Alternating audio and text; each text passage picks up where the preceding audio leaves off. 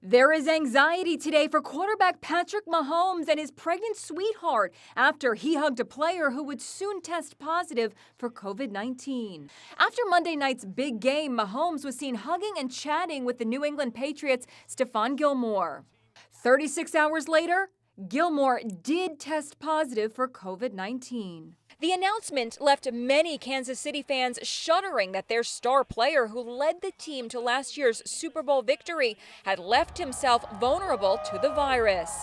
But there's a more personal worry for Mahomes, for his high school sweetheart Brittany and their unborn child.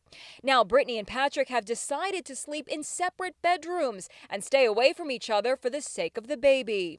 Overnight, Brittany tweeted, "Imagine having to social distance from your significant other," with a crying face emoji.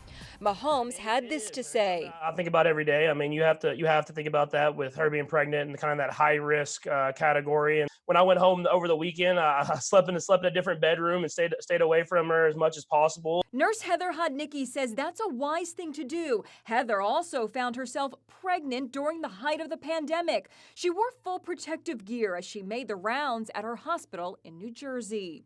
Were you afraid of catching COVID while pregnant?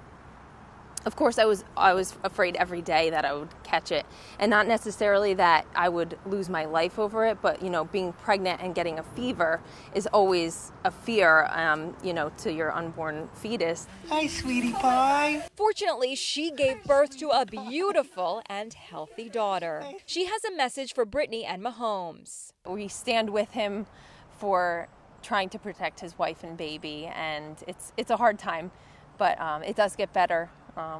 Pregnancy just definitely makes it harder.